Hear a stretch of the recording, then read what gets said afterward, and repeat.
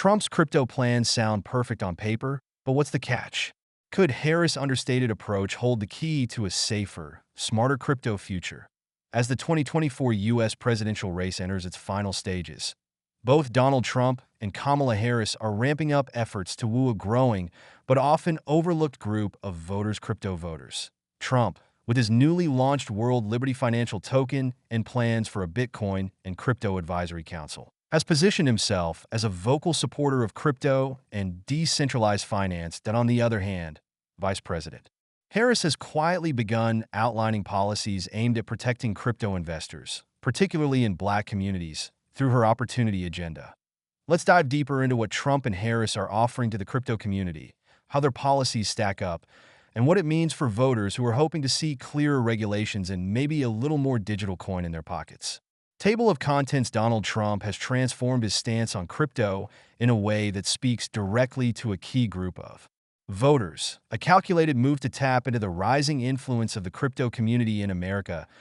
It all started in May when Trump's campaign began accepting crypto donations, a notable change from his earlier skeptical views.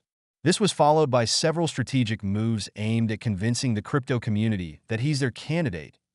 June, Trump publicly threw his support behind Bitcoin miners, expressing his hope that the remaining Bitcoin would be mined right here in America, a key message for those concerned about the exodus of mining operations to countries like Russia and Kazakhstan. But Trump didn't stop there.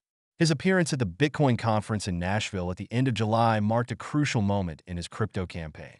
Standing before a packed room of crypto advocates, Trump not only promised to establish a national Bitcoin reserve if elected, an unprecedented move, but he also vowed to fire SEC Chairman Gary Gensler. This promise, met with a standing ovation, struck a chord with crypto voters, many of whom see Gensler as an obstacle to the industry's growth due to his firm stance on regulating digital assets like stocks and bonds. The creation of a national Bitcoin reserve, paired with his pledge to form a Bitcoin and Crypto Advisory Council, set him apart from his opponents, especially in a political arena where other candidates have remained cautious on crypto. Beyond policy promises, Trump has also made highly visible gestures to show his support for crypto. During a campaign stop at PubKey, a Bitcoin bar in New York, Trump became the first former U.S. president to use cryptocurrency in a transaction, buying a dozen burgers using Bitcoin. The center of Trump's crypto efforts lies his personal project, WLF, a DeFi platform launched in September 2024. Marketed as a crypto bank where users can borrow, lend, and invest, WLF is clearly designed to lure crypto voters by offering them something tangible. The platform's native token, WLFI, was introduced with much fanfare, aiming to raise $300 million at a valuation of $1.5 billion. Yet, the project has struggled to meet its ambitious goals, with only $12.9 million raised so far. More controversial is the token allocation. Trump and his family are poised to receive 75% of the net protocol revenue, raising questions about transparency and how much of the project is for the benefit of its users versus the Trump family. The WLF claims to be apolitical. Yet the timing and Trump's heavy involvement make it clear that this is as much a political play as it is a financial one. The project's roadmap includes bold promises, but its slow progress and the outsized financial benefits for the Trump family have sparked skepticism. Still, Trump supporters view the project as part of his broader narrative of financial independence and American economic strength, tied neatly to his political messaging. While Trump has taken an aggressive and hands-on approach to wooing the crypto community, Kamala Harris has chosen a more measured path. Harris, the current vice president, has not made crypto a centerpiece of her campaign, but recent moves suggest she is aware of the growing importance of digital assets and their impact on voters. The first real signs of Harris' approach came during a roundtable event at the Democratic National Convention in Chicago, where her senior campaign advisor, Brian Nelson, shed some light on her potential policies. Nelson made it clear that Harris intends to support policies that allow emerging technologies like crypto to grow while ensuring they are adequately regulated. Though the message was vague, it marked the first public stance from Harris' camp on the matter.